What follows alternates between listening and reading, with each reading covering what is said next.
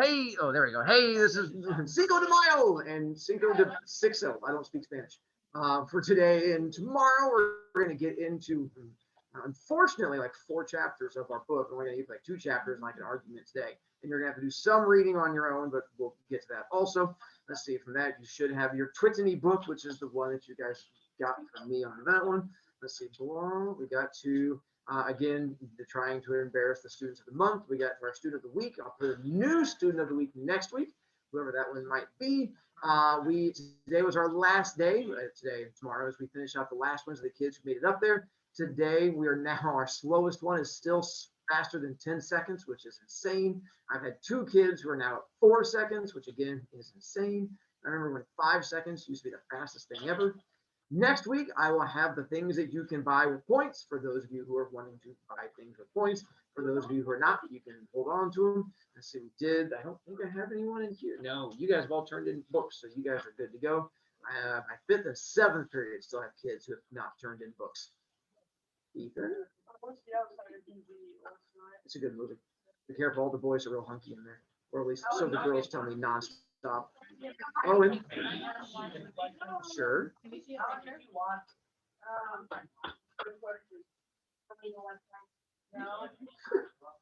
That is an option. I would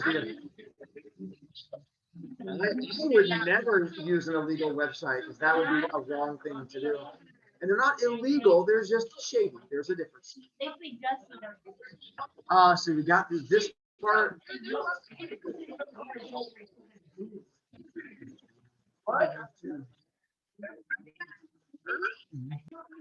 And we're back. So we did the decisions thing from before.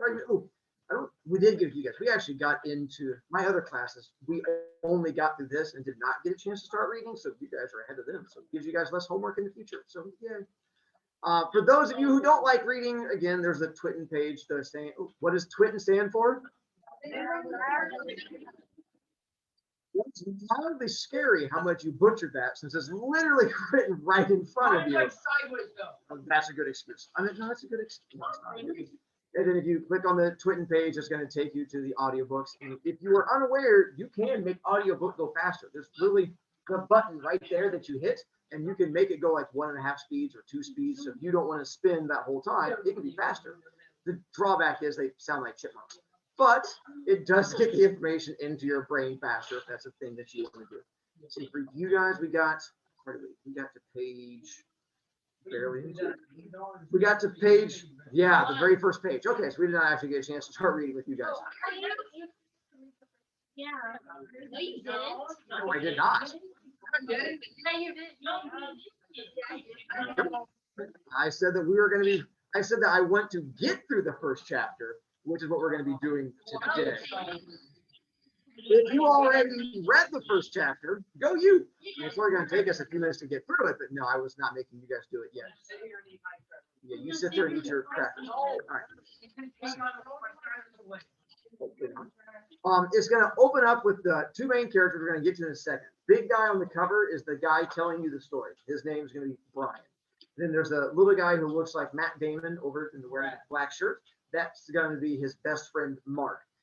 As we get into it, it opens up with them going into a bar and trying to get a beer and looking out for cops who may arrest them. They use the term plainclothes cop, which is basically just an undercover cop. So when I Googled pictures of undercover cop, those were the pictures I found. I think they're Halloween costumes, but they were super entertaining. I'm assuming if you saw something like that, you would either think undercover cop or creeper, or it could be the same thing. Zach. Did you say Coke? Yes. As in the thing you drink. Don't get to it. You said, I don't know. I mean, either. Who knows what he says? Chapter 1, page 9. That's right. He's going to be the person we know who gets through. Could be. And then I'm going to have you return my scissors over there to me. Thanks. Mark and me went down to the bar/pool hall about 2 or 3 blocks from where we live with the sole intention of making some money. We've done that before. I was a really good pool player, especially for being just 16 years old. And what's more, I looked like a baby-faced kid who wouldn't know one ball from another. Right. Well, this and the way Mark set me up helped me hustle a lot of pool games.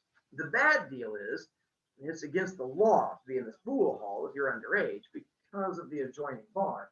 Good deal is the bartender and owner was a friend of the bartender and owner was a good friend of mine, being the older brother of this chick I used to like.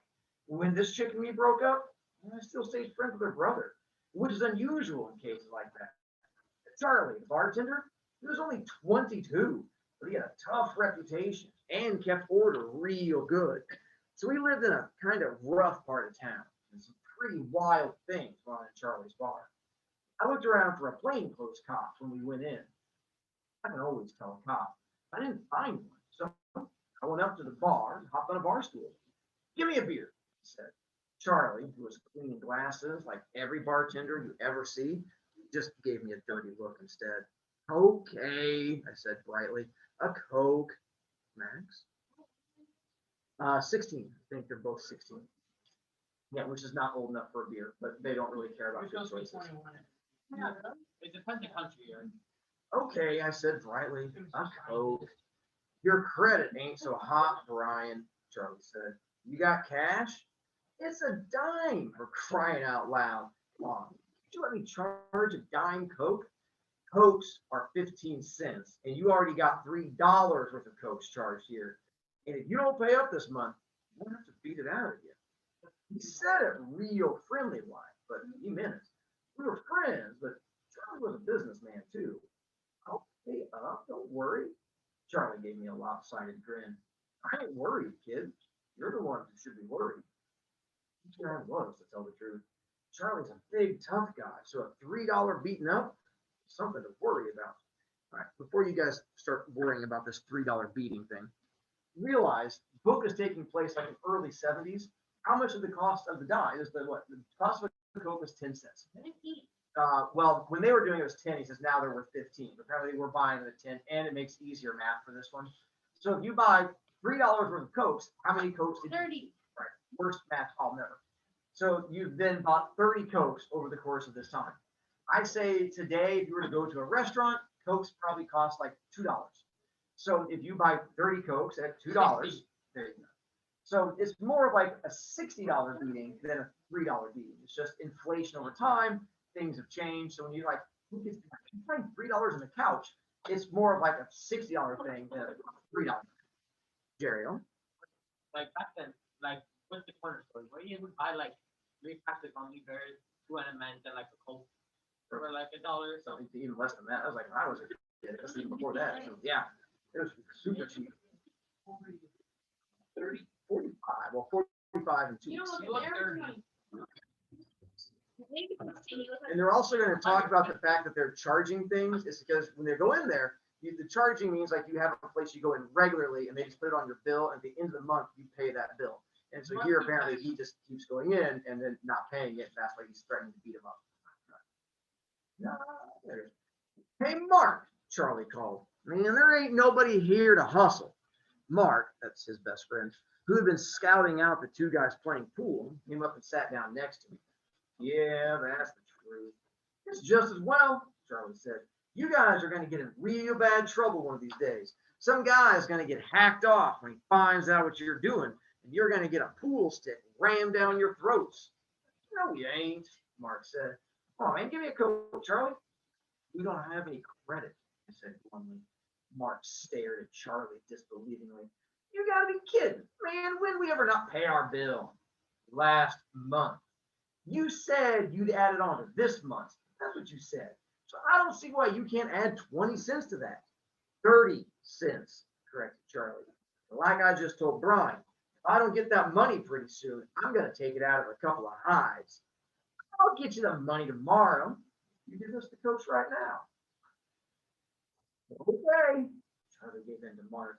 Almost everybody does. It was a gift he had, a gift for getting away with things. He could talk anyone into anything.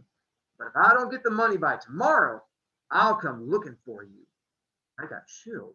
I'd heard Charlie say that to another guy once. I also saw the guy after Charlie found him. But if Mark said he'd have $3 by tomorrow, well, he'd have it. Speaking of looking for you, Charlie continued, The true flower child was in here asking for you. Eminem? Mark asked. What did he want? How would I know? Man, that's a weird kid. A nice guy, but weird. Yeah, Mark said. I guess it would be hard to be a hippie in a hood's part of town. Speak for yourself, man. This part of town don't make nobody a hood.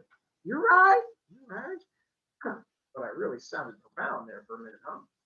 Charlie, if you're unfamiliar with hippies, they're the flower people with the headbands and stuff like that. They play a big role throughout the story because when this book was written, they're like the counterculture, the anti-people. So these are the hippies they're referring to. Nowadays, like my kid who comes in here wearing the dark clothes, like the emo kind of thing, or kind of going against like what everyone else does, that's who the hippies were back then. You're like, you guys do your thing, I'm going to do my own thing. I don't care about you. That's sort of the same idea. Mm-hmm. John in the bottom middle of Jeremiah. I'm glad you gave my name. Is that South Park? It's South Park. Good recognition. Maybe it's Steven. Charlie just gave him a funny look and got us the coats. It was later in the evening now, and some more customers came in, so Charlie quit talking to us. It got pretty busy. Where are you going to get $3? I asked Mark. He finished off his coat. I don't know. That bugged the heck out of me. Mark was always pulling stunts like that. I mean, I don't know. Mark had lived at my house ever since I was 10. He was 9, and his parents shot each other in a drunken argument, and my old lady felt sorry for him, took him home to live with us. My mother wanted 100 kids, could have only one. So until she got hold of Mark, she had to be content feeding every stray cat that came along. There was no telling how many kids she might have picked up along the line. She could have afforded more than 2, me and Mark. I've been friends with Mark long before he came to live with us. He lived down the street, and it seemed to me that we just always been together. We never had a fight. We never even had an argument. In looks, we were complete opposites. I'm a big guy, dark hair, eyes, kind of looks like a St. Bernard puppy, which I don't mind, because, well, most chicks cannot resist a St. Bernard puppy. Mark was small and compact, with strange golden eyes and hair to match and a grin like a friendly lion. He was much stronger than he looked. He could tie me in arm wrestling. He was my best friend. We were like brothers.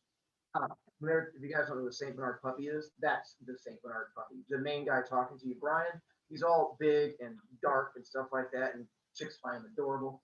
The best friend, the other one, is more like a lion. He's small and blonde, kind of downright scary. Mine's not small. Well, compare, I don't know. Looks like big grapes. Sure. Let's go look for Eminem, Mark said abruptly, and we left. Nice Robin reference. It was dark outside and it seemed a little chilly. This was probably because school had just started, and it always seems like fall when school starts, even if it's hot out. Charlie's bar was on a real crummy street with a lot of other bars whose bartenders kicked us out when we strolled in.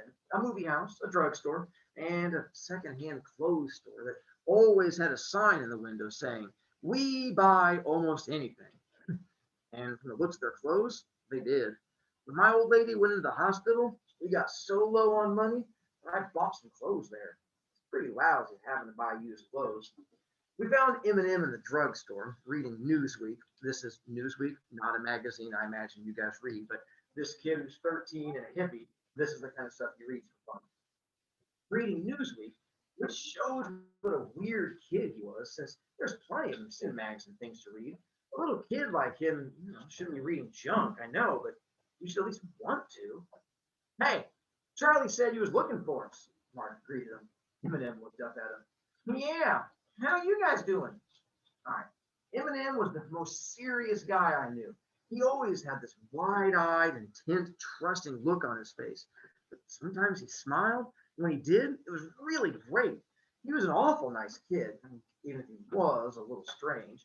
He had big gray eyes, the kind you see on war orphan posters, and charcoal-colored hair down past his ears and down to his eyebrows. The war orphan thing I had to look up because it's before even my time. You guys are gonna get. I mean, they used to have these TV commercials for these kids, like you donate money and you can help the kids, like in Africa or something like that. And they always like blink in the camera, like help us. That's what they're saying. Like he looks like when you just look at him, he had like these giant help me eyes kind of thing going. Like, yeah, they have the same things you try to donate for the same idea, but like human version of them. So that's what they're referring to. Oh, long stopping. They're also getting ready to talk about the fact that he wears a piece medal around his neck on like a string, and then an army jacket, and then moccasins, which like the old like clothes. There's actually a term we use for there you go. So he does an ironic where he wears an army thing and then also does the peace medal on the same thing because of the whole hippie. He's wearing it ironically. He was like, war and peace and thinking and I don't know, hippies. So that's what he's going for. Big gray eyes, opposed their eye. He probably would have grown a beard, except, well, 13, he was too young for it. He always wore this old army jacket that was too big for him and then went barefoot, even after it started getting cold. Then his father got fed up with it, and Eminem got a pair of moccasins. He had a metal peace symbol hanging around his neck on a piece of rawhide string. He got his nickname from his addiction to M&Ms. You know, the kind of chocolate candy that melts in your mouth, not in your hand. For years, I've never seen Eminem without a bag of that candy. I don't know how he ate those things all day long, day after day. I did that. My face would break out like nothing you've ever seen. You want an M&M? He held out the bag toward us. Shook my head. Mark took one just to be polite since he didn't really like sweet stuff. You wanted to see us for something? Yeah, I did. But I forgot what for. He was like that, real absent-minded. My sister's home, he added as an afterthought. No kid, asked Mark, tactfully thumbing through a bad magazine. Which one? Eminem had a million brothers and sisters, most of them younger. They all looked alike, and it was really funny to see him out somewhere, 4 or 5 little carbon copies. Dark hair, big serious eyes, hanging all over him. If I had to be a babysitter day and night, I'd lose my temper and kill one of those brats. But then Eminem never lost his temper. My older sister, Kathy. Yeah, you know. Yeah, I remember, I said. Only I didn't remember too well. Where's she been? Well, she went to a private school last year in the summer. She's been staying with my aunt. She had to come home, though, because she ran out of money. She paid for it all with her own bread. You must be smart. I couldn't remember what she looked like. Never paid attention to her. She as smart as you? No, Eminem said, still reading. He wasn't bragging. He was telling the truth. He's just a very honest kid. Come on, man, let's go over to the bowling alley, Mark suggested. The drugstore wasn't exactly jumping with action. It was a school night. Nobody was hanging around. You come too, Eminem. It was a long walk to the bowling alley. I wished for the 100th time I had a car. I had to walk everywhere I went. As if he'd read my mind, which he was in the habit of doing, Mark said, I could hotwire us a car. That's a bad thing to do, taking something that doesn't belong to you. Stealing is borrowing. Yeah, well, you're on probation now for borrowing, so I don't think that's such a great idea. Mark could hotwire anything, and ever since he was 12, he had hotwired cars and driven them. He never had an accident, but he finally got caught at it, so now once a week, he had to go downtown on his school lunch hour to see his probation officer and tell him how he was never going to steal cars anymore. I couldn't believe it at first. I'm afraid they were going to take Mark and put him in a boys' home since he wasn't really my brother. He didn't have a family. I was worried about Mark being locked up. I didn't need to. Mark always came through everything untouched, unworried, unaffected. I'm assuming you guys know what hotwiring a car is. Yeah. From watching movies. For those of you who've seen Fast and the Furious 1 through 50. Yeah, it's where you start to go. So Mark, the guy over on the other side, he throughout the whole book keeps hotwiring cars. But he doesn't, as he says, does not steal them. He uses them like Uber. He literally just goes to a parking lot, goes into a car, hotwires it, drives his friends around for the night, takes the car back to the parking lot, puts everything back together, and then just goes around. He was like, I'm not stealing anything. He's like, I just want to have a car. There's a car sitting there. I borrow the car. But apparently the police frown on that.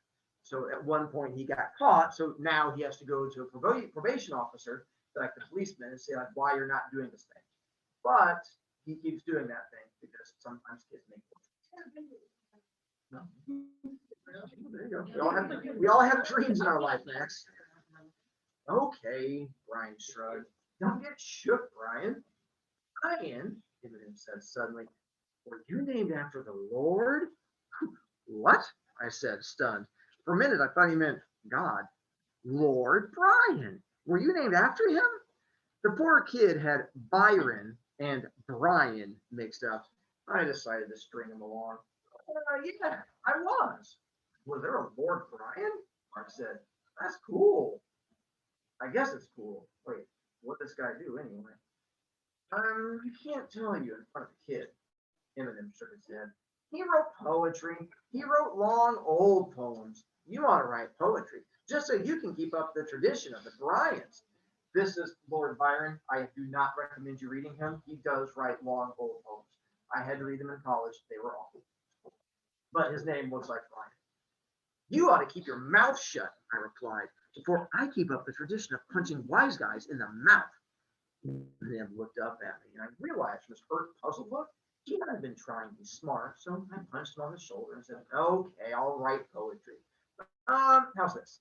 And I recited a dirty limerick I'd heard somewhere. It made him laugh and turn red at the same time. Mark thought I made it up and said, hey, that was pretty good. Can you just pop him off like that? I shrugged and said, yeah, sometimes, because then I'd take credit whether or not it was really due to me. I was like that. I'd also lie if I really thought I could get away with it, especially to girls. Like telling them I loved them and junk when I didn't. I had a rep as a lady killer, a hustler. I mean, I kept up the old Lord Byron tradition in one way. Sometimes I'd get to feeling bad, thinking about how rotten I treated some of these chicks, but I mean, really, most of the time, it did not even bother me. Told you, main character, he'll tell you from the very beginning he is not a good person. Eminem, old buddy, Mark was saying, putting his arm across Eminem's shoulders. I was wondering if you might be able to loan your best friend some money. You ain't my best friend, Eminem said with that disarming honesty. But how much do you want? $3? I got 50 cents.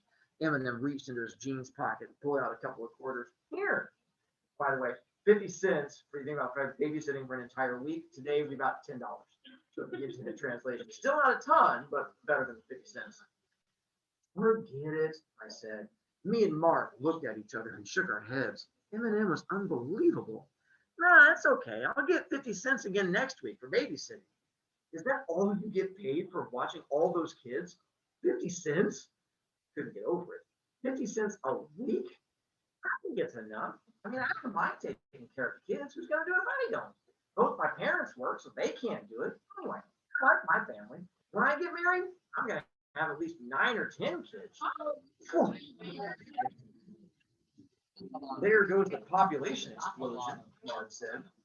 Well, now that your sister's home, she can do a lot of babysitting, I said, trying to be helpful.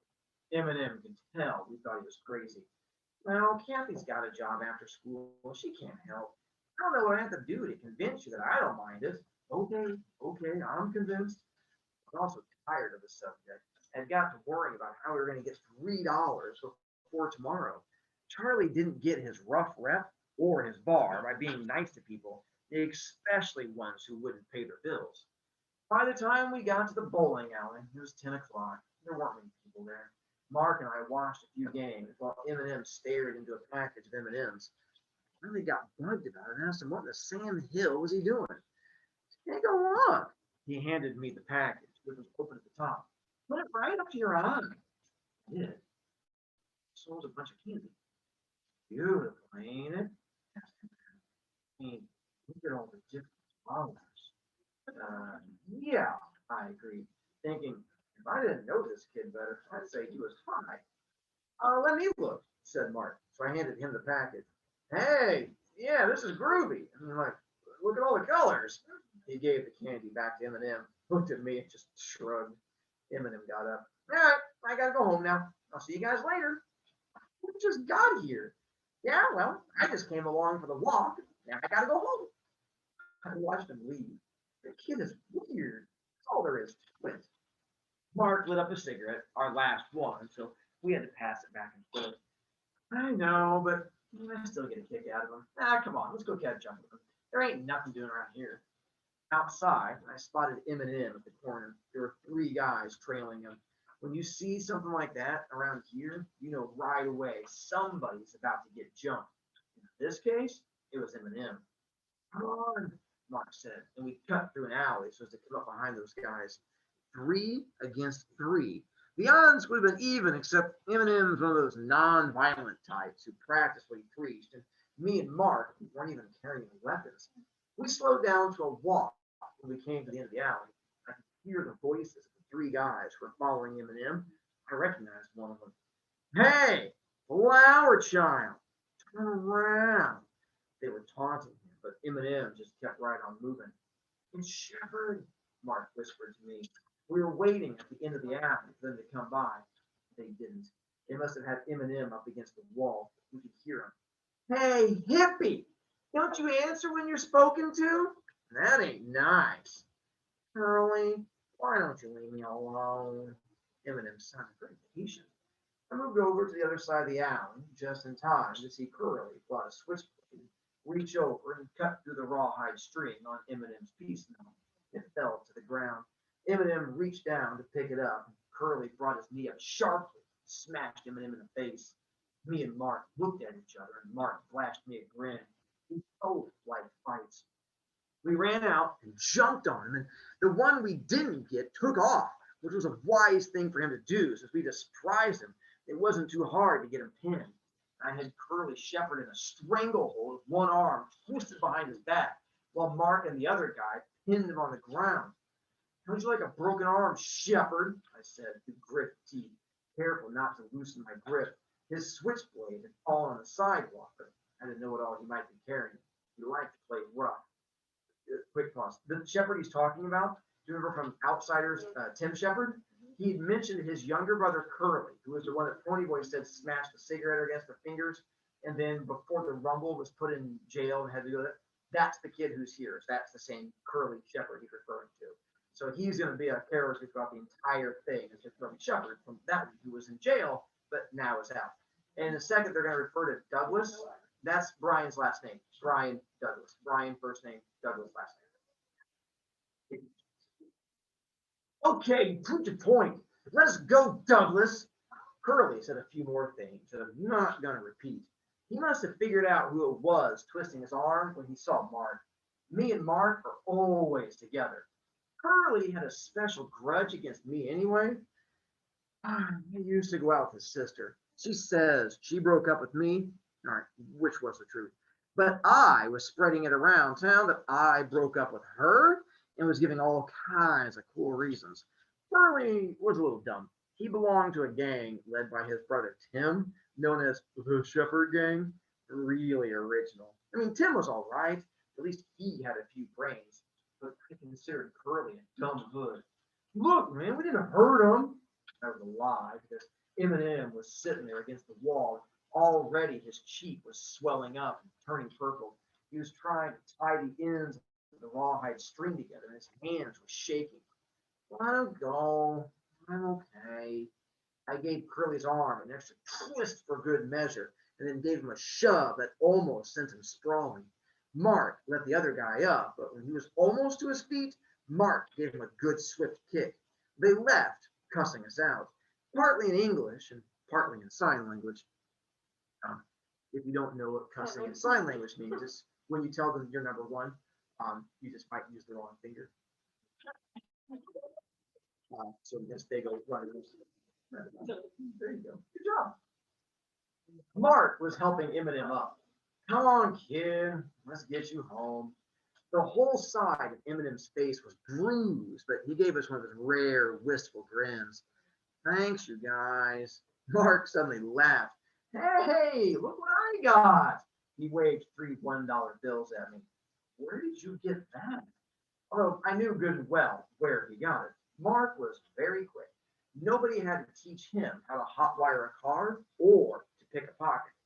It was a donation, Mark said seriously, for the cause.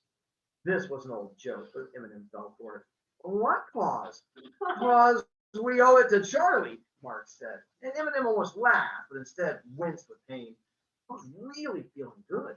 I could quit worrying about Charlie beating us up. Mark suddenly poked me. Hey, you still in the mood for a little action?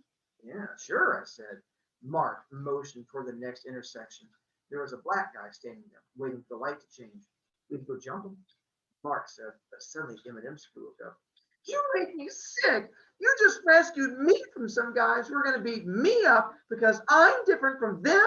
And now you're going to beat up someone because he's different from you? You think I'm weird? You're the weird ones. Mark and I stopped walking and were staring at Eminem. He was really shook up. He was crying. He could have been more stunned if he'd begun to dissolve. You don't see guys crying around here, not unless they have a lot better reason than Eminem had. Suddenly just took off, running, not looking back. I started to take a few steps after, but Mark caught me by the arm. Leave him alone. He's just all uptight and getting jumped. Yeah, I said, that made sense. That happened to me before. I can remember how scared it could get you. Besides, Eminem was only a kid. He just turned 13, unlike my kid who's 14. What? No, I just was wrong. Mark picked something up off the ground. It was Eminem. I'm in the middle of teaching. You're out of luck right now. It was Eminem's peace medal. It must have dropped off when Eminem started running. He hadn't tied the ends of the string together very well. Remind me to tell him I have this, Mark said, stuffing the medal in the string in his pocket. Let's stop by. Let's give this $3 to Charlie before I buy some cigarettes with it. Okay, I said. I didn't feel quite as good as I had before. I was thinking about what Eminem had said about beating up people because they were different. There was a lot of truth to that. The rich kids in town used to drive around over in our part of the city and look for people to beat up. Then, like a year or so ago, a couple of kids got killed in that mess, and the fad slowly died out. But there were still gang fights around here, and social club rumbles. Things like shepherds jumping Eminem happened every day. And I didn't mind it much, unless I was the one getting bugged. I liked fights. Come on, and there's somebody to hustle in Charlie's. I grinned and ran to catch up with him. Mark was my best buddy. I loved him like a brother. That last part is about the rich kids driving around beating people up, referring to? That's the socias and the greasers. Give me a quick second. I gotta charge 3 kids points before I forget. Well, I think they're playing tic-tac-toe, but I'm not positive. I didn't take time to figure it out.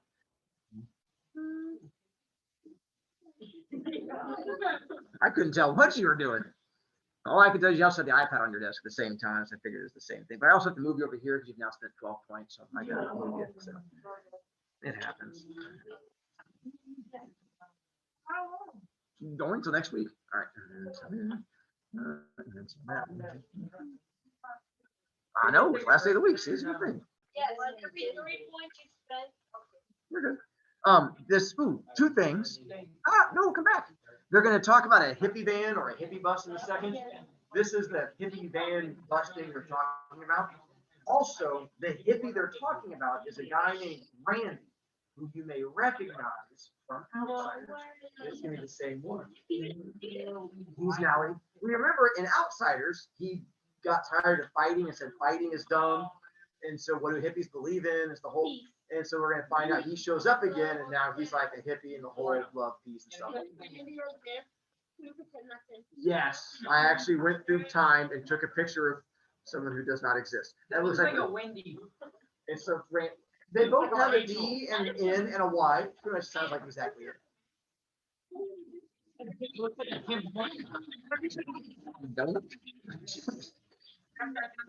Chapter 2. The next afternoon after school, Mark and me went downtown to the hospital to see my mother. She just had this big operation. It was one that cost a lot of money. We had to sell our car, an old Chevy, our TV, a little black and white job, and anything else we could find to sell. We were still short of money. I've been trying for weeks to find a job. I mean, Mark scrounged around and came up with some money. I didn't ask him where he got it.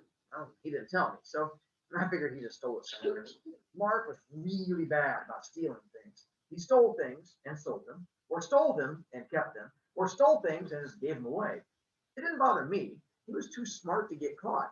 He'd been stealing things since he was 6 years old. I mean, I wasn't above taking a pack of cigarettes from a drugstore, but that was about it. I was the hustler, meaning he lies and is a player, and Mark was the thief. We were a great pair. The one thing about it though, Mark couldn't see anything wrong with stealing stuff. I mean, I could. It didn't much matter to me whether or not Mark was a thief. I still felt that stealing was wrong. I mean, it's against the law. I think Mark was only dimly aware of that fact. Stealing was a game to him, something to do for fun and profit and gesundheit. And he was careful not to get caught because, that's the rules.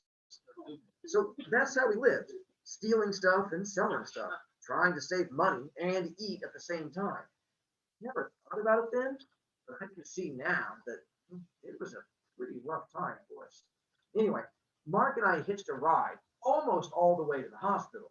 The guy who gave us a ride was a hippie with long hair and a beard and a Volkswagen bus. Those buses are very big with hippies. Anyway, the guy said his name was Randy and that he went to college in town, majoring in English. And I figure he's a pretty brave guy. Mark and I looked like tough guys. I mean, the kinds who go around jumping hippies, which we'd done once before. We'd gone over to the city park where the hippies hang out just to beat up somebody. Actually, wouldn't do it again. I hadn't realized those guys refused to fight back. What happened to the one we got hold of?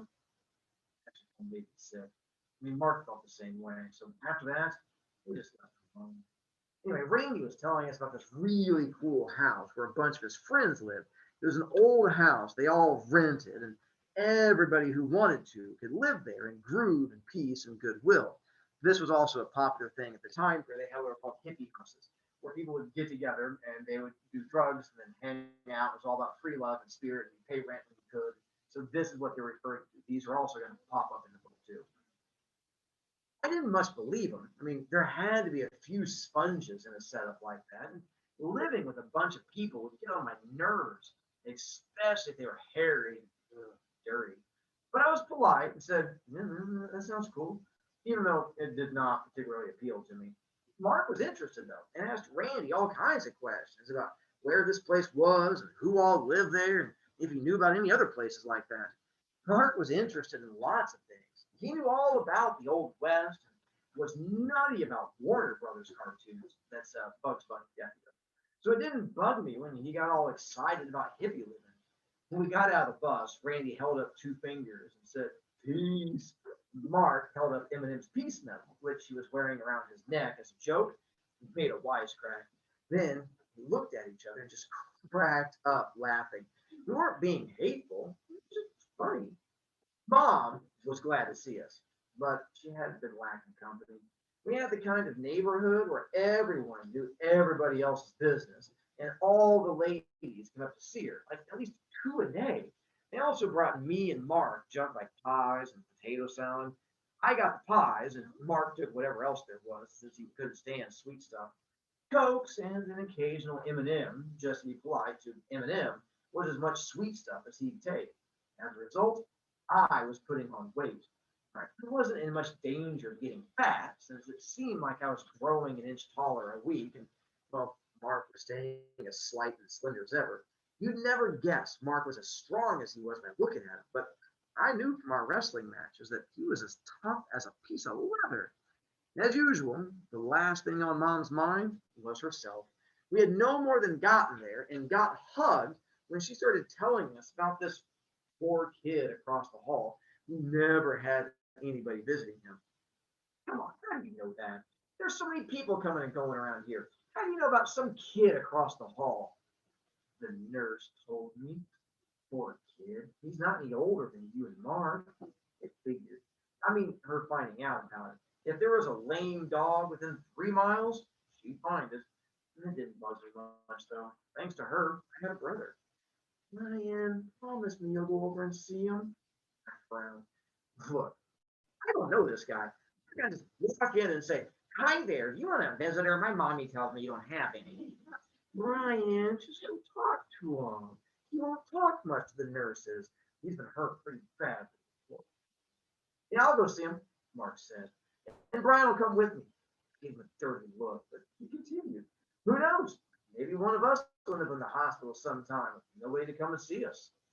It was just the kind of junk my mother eats up, and Mark knew it. When we left, I stopped him in the hall. Hey, what's the idea of telling her you're going to go see that kid? Mark shrugged. I'm going to. Why not? That was typical of Mark, as it wasn't typical of anyone else.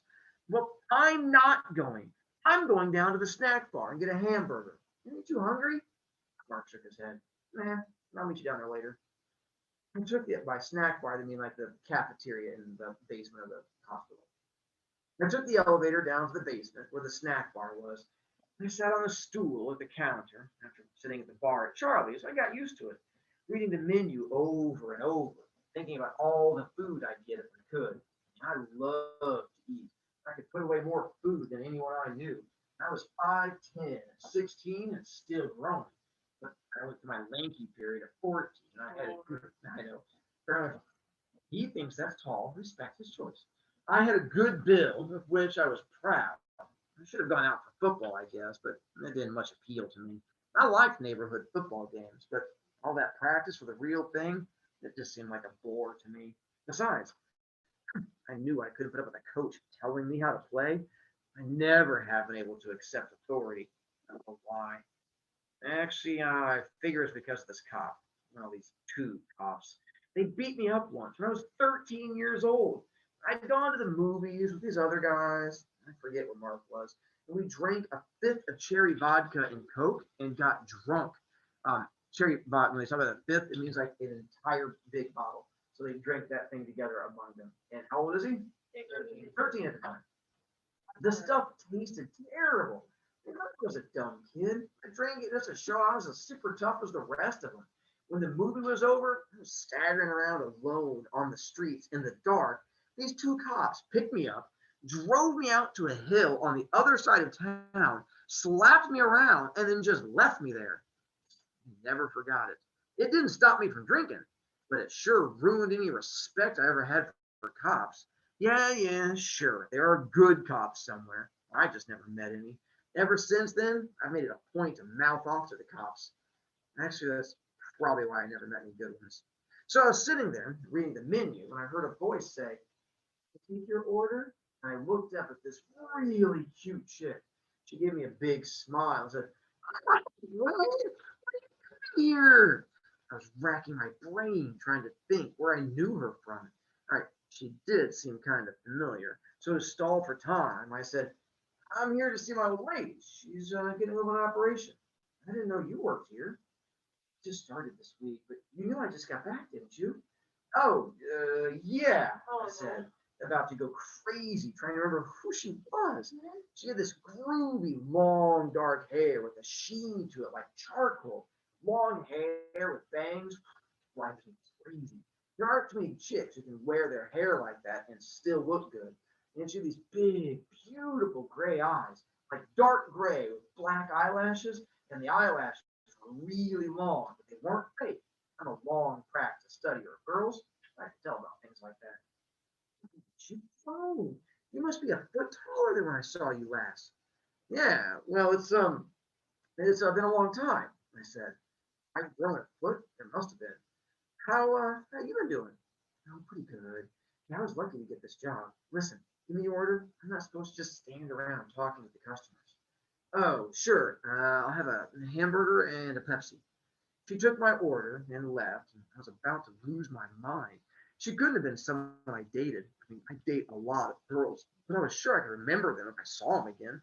Anyway, she seemed friendly. And after you break up with someone, she's not usually friendly. She seemed so familiar. I could have sworn I'd seen her recently. Whoever she was, I wanted to see her again. I'd already noted that she wasn't wearing a boy's ring around her neck or any other sign that she was somebody's personal property. I'm in the habit of looking for things like that.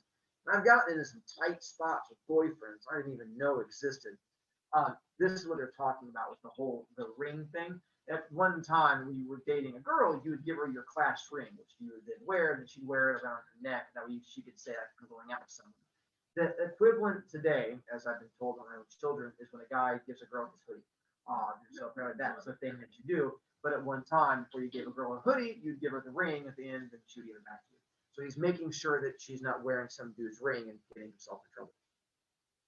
I looked up at her, and she gave me this really great smile. It was a smile that just lit up her face. I knew I'd seen that smile recently, and then it struck me who it was. I was so surprised, I said it out loud. Kathy. Yeah, she said, almost as surprised as I was. Who'd you think it was? So, by the way, Kathy would be Eminem's older sister, the one he was talking about, who just came back into town. This would be Kathy. She's also the girl that's on the cover, or supposed to be the girl that's on the cover that's right there. And then Blaze, I have to send you out. Miss Oscar asked for you. So, sorry. So, Kathy, yeah, I think so. If not, you'll just come back. I think she went yourself. The last time I saw you, you had short hair and braces, I said, forgetting that a lady killer should never remind a girl her gawky age when she was skinny and ugly, or fat and ugly, or short hair with a mouthful of metal.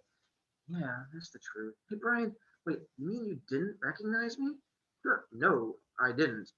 I couldn't see why that should shock her so much. Even back in the days of braces and short hair, we weren't exactly best friends.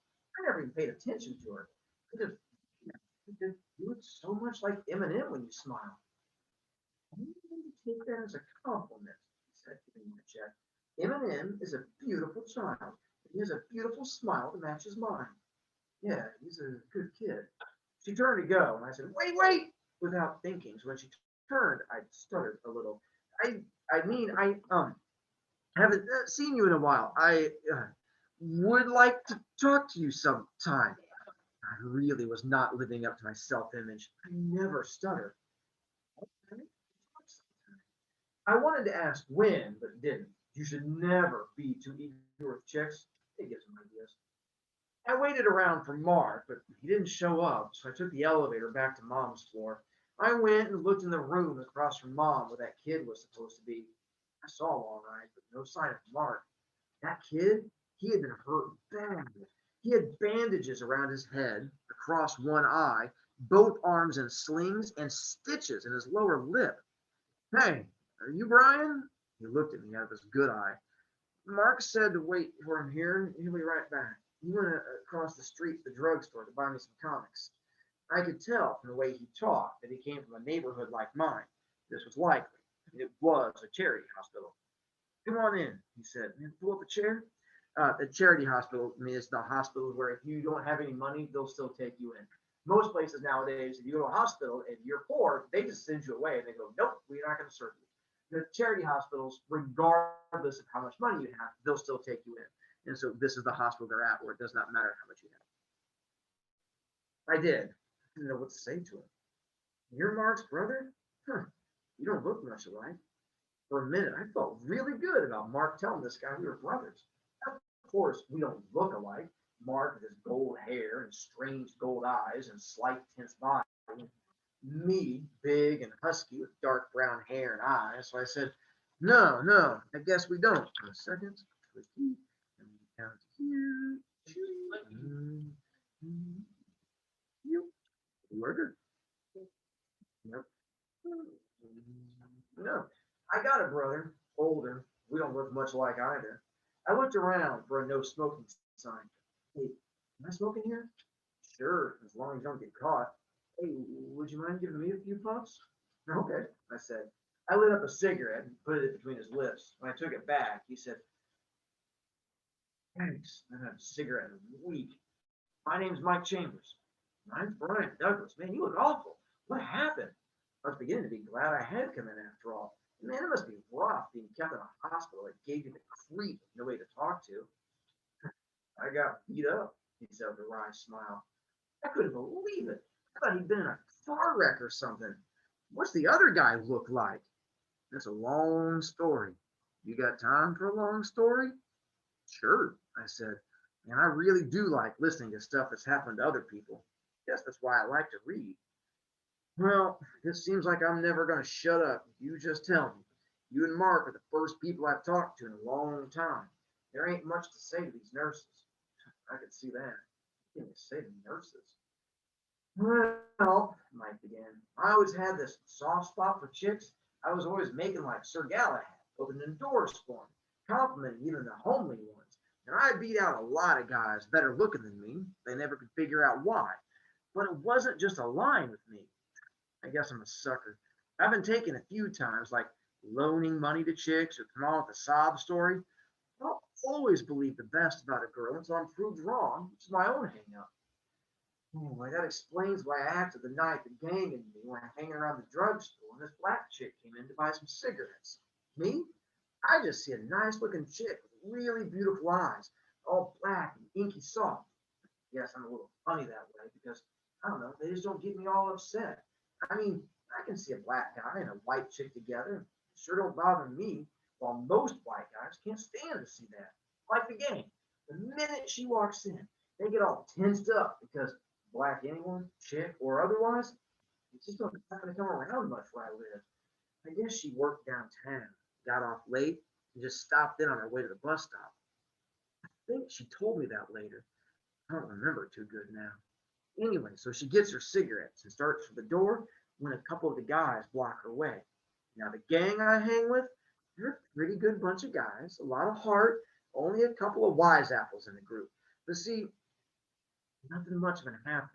And they were bored, so they start picking on the chick, calling her Black Beauty and some other choice things. They were really getting rude, and I was feeling sorry for the girl. She kept her eyes down and just said, "Let me by, please." We were soft like. And the guy started pushing her around. Not enough to hurt her, but enough to scare her plenty. She just gripped her purse with both hands and tensed all over like she was trying to keep from running, which was pretty smart. Running is an invitation to be chased, and if she got caught, it wouldn't be in a lighted drugstore. The old guy who runs the drugstore had disappeared. He was scared silly of the gang. I don't know why. We never even done anything to him. When one of the guys grabbed hold of her and really got crude, I got fed up. I went over and said, "Let her go," like I meant it. They looked at me for a while, like they were trying to make up their minds whether or not to jump me.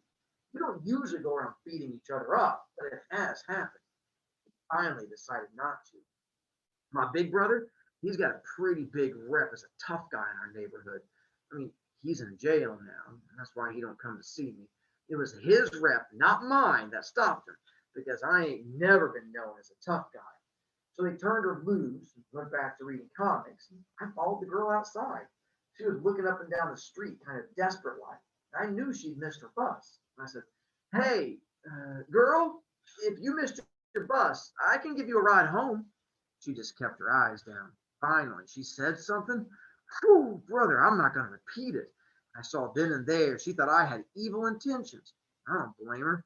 Hell, if I had to take what she just did, I'd be sore and suspicious too. I said, look, I don't want to pick up or anything. And she gave me a funny look. So I did quick, no, not that you're not real cute or anything. I mean, you'll have to stay here another hour to catch the next bus, and I'll be leaving. You know what those other guys might do. She saw the logic in that. It was getting dark, and not too many cops come around that area. It's kind of a deserted street. You know how cops are. There's a million over on the ribbon, making sure the nice kids don't kill each other or run each other down, while we can cut each other's throats, and they just don't give a damn. As much as it kills me, I have to stop. We ran out of time. This scene coming up right now, is Mike Chambers a good or bad person? Keep your impression, because we know what happens to Mike. Why is he in the hospital? He got beat up. So that's the scene coming up. Thank you very much. I saw that. So this is the scene I want to talk to you guys about coming up. The thing is, we're gonna skip that. You guys know what brass knuckles are? Yeah. That's gonna be playing a scene. We also get to one of our death scenes coming up. Your checkpoint is going to be the end of chapter 4, which is page 75. And so that's, again, if you want to use the audiobooks and stuff like that, you're more than welcome to, but that's going to be our checkpoint. I'm going to be talking about the Mike Chambers hospital thing coming forward, but make sure you read, and the quiz on Friday covers up to chapter 4. We're going to talk about Mike on Monday with you guys, but that's as far as we give you guys for today. Remember, if you're not Kasopa or Emmeline or Owen, don't be standing in my doorway. They're my only ones who get to be over there because that's where their seats are. There we go. That's a nice spot for you guys. You finished recording? Get ready to step in front. Home children, we'll see you later. We're done with you. Antoinette, I wish you luck coming in and spending your points. All right.